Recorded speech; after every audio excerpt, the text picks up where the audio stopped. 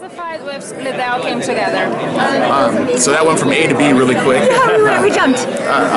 So the Chuck Liddell fight got announced yesterday on Monday through ESPN, and then we got an opportunity to promote it ourselves. Of course, I did it on my Instagram, and I got a call on Saturday night, and they said Chuck Liddell's finally signed. I was like, happy dance, happy dance, happy dance. I get my opportunity for redemption. I get my opportunity to redeem myself and beat Chuck Liddell on my own terms. You know, the first time we fought, I thought we were friends. I thought we were boys. By the second time we came around to fight against each other, I realized we weren't boys, and I had the UFC against me with him. Now it's me against him, plain and simple. He's not my friend anymore.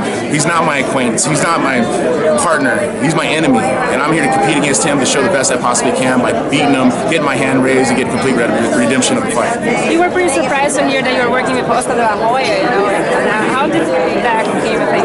Well, you know, I think working with De La Hoya just brings an automatic assumption that a fighter needs to take care of other fighters. And I sat with De La Hoya, and he's like, yeah, I was a fighter. I understand what we do when we get into the ring and we fight against each other. Why shouldn't we get most of the revenue? And he came to me and he's like, I just want a chunk. Just give me my 40%, you and Chuck Liddell can split the rest. And that completes on all revenue of this fight. And people understand, when I got the idea of this fight happened, it was strictly on a podcast I did with Mike Tyson, and I just mentioned something to him. I go, maybe De La Hoya would like to promote him, you and Chuck Liddell 3. I think the fans deserve it. And all of a sudden, his management and some other guys were talking back and forth, and when I got done with the podcast, he goes, are you serious about that? I go, yes, I was serious about that. The next week, I was in a meeting with De La Hoya. The week after that, Chuck was in a meeting with De La Hoya, and all of a sudden, we got to sign. It took a little bit for Chuck to sign. It took him about almost a month, but I was signing on the dotted line with like no other. I got an opportunity for redemption, like I say. But you got to understand, it's not something that I'm making millions of dollars off of.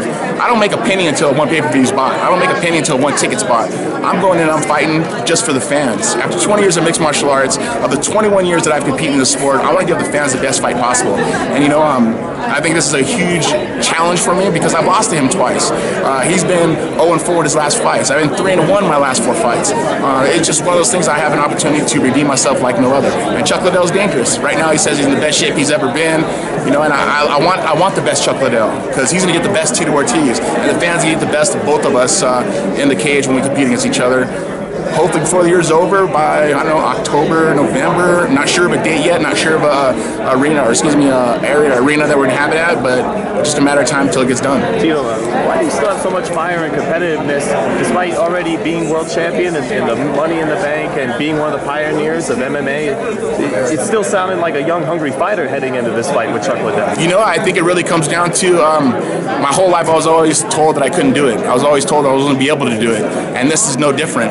I had 2 chances at Chuck Liddell. I lost him twice. Now I have another opportunity to get redemption on this. I'm hungry. It's fun to me. It's fun to compete. I want to give the fans the best fights possible, and I want to make sure when I'm 50, 60 years old, I don't look back going, damn, I wish I would have took that fight when I was 43.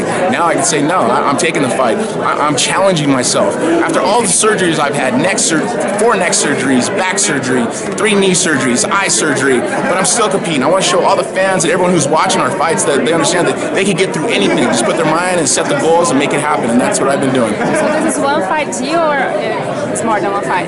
It's just one fight. Strictly one fight, one-off fight. I just want to give the fans, after 25 years of mixed martial arts, the best fight possible, and that's the Chuck Liddell Tito Ortiz 3.